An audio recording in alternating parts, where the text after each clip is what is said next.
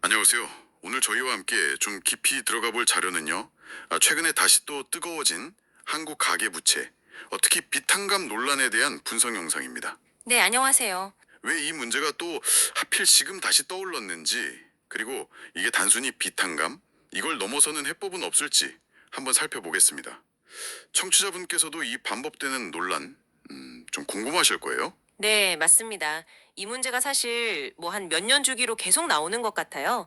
2013년에 그 국민행복기금, 그때도 좀 비슷했었죠? 아, 그랬었죠. 네, 그래서 오늘 분석은 왜 이게 또 지금 불거졌나, 그리고 현재 경제 상황하고 맞물려서 이걸 어떻게 봐야 하나, 또 그 영상 자료가 제시하는 대안, 이게 좀 흥미롭던데, 그게 뭔지, 이런 핵심들 좀 짚어보겠습니다. 좋습니다.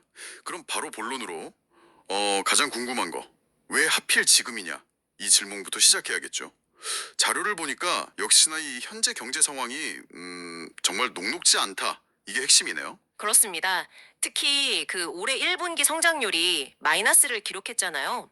근데 이게 단순히 숫자만 마이너스가 아니라 내용을 뜯어보면 민간 소비, 뭐 건설 투자, 설비 투자, 수출, 심지어 정부 지출까지 거의 모든 부문이 전분기 대비해서 같이 떨어졌다는 점이 좀 심상치 않습니다. 아, 모든 부문이요?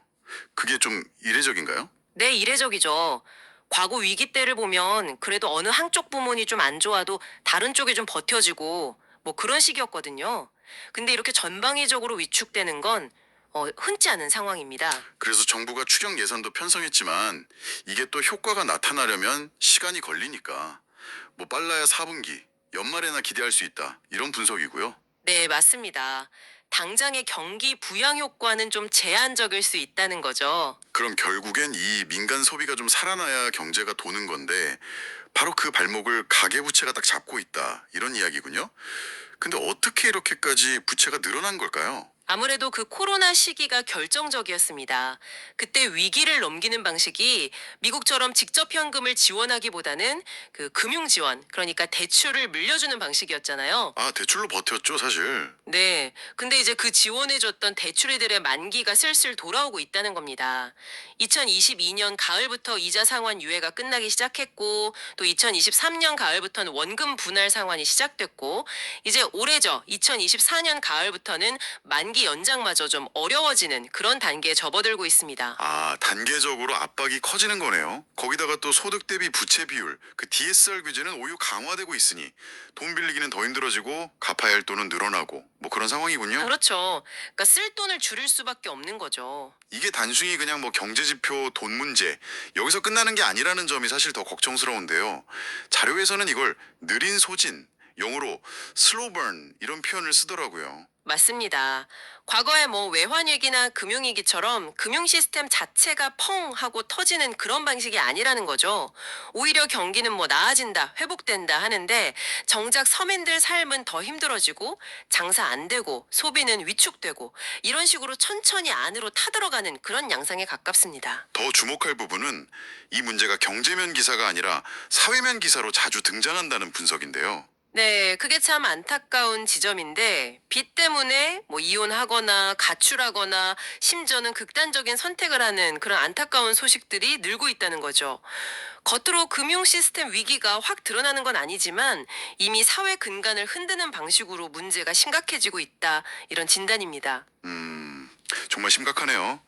그래서 이제 비탄감 이야기가 다시 나오는 건데 이건 뭐 항상 나오는 논란이지만 성실하게 빚 갚아온 사람들과의 형평성 문제 이거 피하기 어렵지 않습니까? 당연히 그렇죠. 언제나 이게 제일 큰 딜레마입니다. 그래서 영상 자료에서는 뭐 무조건 다 탕감해주자 이게 아니고 사회적 공감대 이걸 바탕으로 좀 더 정교하게 접근해야 한다 이렇게 제안을 합니다. 정교한 접근이요? 네. 그러니까 채무자들을 그냥 한 덩어리로 보지 말고 그 상황에 따라서 좀 그룹을 나누자는 거죠. 그래서 맞춤형 지원을 하자 이런 이야기입니다. 오, 그게 흥미로운데요. 예를 들면 어떤 식으로 나눌 수 있을까요? 예를 들면 뭐 고령이시거나 질병이 있으셔서 근로 능력이 현저히 떨어지는 분들 이런 분들은 사실 금융 지원만으로는 한계가 있으니 복지 차원에서 접근을 하고 또 반대로 뭐 도박이나 무리한 투기 이런 걸로 빚을 진 경우 즉 도덕적 해이가 좀 우려되는 경우는 지원에 신중해야 한다 뭐 이런 식이죠. 네, 그건 합리적이네요. 근데 거기서 특히 좀 눈에 띄는 제안이 있었던 것 같은데요. 네, 바로 그 일자리 연계 방안입니다. 이게 좀 중요해 보이는데, 일할 능력도 있고 의지도 있는데 단지 기회가 없어서 어려움을 겪는 분들 있잖아요. 네네. 이런 분들에게는 단순히 빚을 좀 줄여주는 것보다 오히려 안정적인 일자리를 제공해서 스스로 빚을 갚아나갈 기회를 주는 것이 더 근본적인 해결책이 될 수 있다. 이런 제안입니다. 일자리로 해결한다. 네, 근데 여기서 중요한 건 그냥 뭐 통계 숫자 늘리기용 일자리가 아니라 실제로 생활이 가능한 수준, 그러니까 월 한 2, 300만 원 정도의 의미 있는 소득을 보장하는 그런 질 좋은 일자리여야 한다는 점을 강조하더라고요. 그렇군요. 그러니까 고용 정책이 곧 가계 부채 대책이 될 수도 있다. 이런 관점이네요. 이건 뭐 금융당국 혼자서는 안 되고 여러 부처가 협력해야 가능한 이야기겠어요. 맞습니다. 금융위뿐만 아니라 고용노동부, 뭐 중소벤처기업부 이런 관련 부처들이 다 같이 머리를 맞대야 하는 범부처적인 접근이 필요한 거죠. 그리고 이렇게 해서 재원을 좀 절약할 수 있다면 그 돈으로 오히려 성실하게 빚 갚는 분들에게 금리 인하 같은 혜택을 줄 수도 있다. 이런 아이디어도 나오고요. 오, 그 아이디어는 정말 솔깃한데요. 성실 상환자들한테 인센티브를 주는 거니까요. 근데 이런 맞춤형 정책 현실적으로 이게 가능할까요? 뭔가 딱 맞는 데이터를 확보하는 것부터 쉽지 않을 것 같은데요. 바로 그 지점입니다. 여기서 이제 데이터의 중요성이 딱 부각되는 거죠. 이렇게 정교하게 정책을 펴려면 도대체 어떤 사람들이 왜, 어디서 얼마를 빌렸고 또 갚을 능력은 어느 정도 되는지 이런 것들을 정확하게 알아야 하잖아요. 네, 그렇죠. 진단이 정확해야 처방도 제대로 나올 테니까요. 근데 현재로서는 그런 세밀한 데이터가 턱없이 부족하다는 게 문제입니다. 자료에서도 그 점을 강하게 지적하고 있어요. 기존에 있는 가계금융복지조사, 이건 뭐 시차가 너무 크고 또 한국은행에서 가지고 있는 개인별 부채 데이터베이스 DB는 가구 단위가 아니고 또 중요한 자산 정보가 빠져 있다는 한계가 있다. 뭐 이런 이야기들이 나오네요. 네. 그래서 이제 빅데이터다, AI다 하는 시대에 걸맞게 물론 개인정보 보호 문제 같은 걸 잘 해결하면서도 필요한 데이터들을 좀 통합하고 분석할 수 있는 시스템을 빨리 만들어야 한다. 이런 강력한 주장이 나오는 겁니다. 하긴 지금 데이터로는 좀 오해 소지도 있을 것 같아요. 맞습니다. 예를 들어서 지금처럼 그냥 총량 데이터만 보면, 소득 상위 계층이 부채 총액의 상당 부분을 차지하네?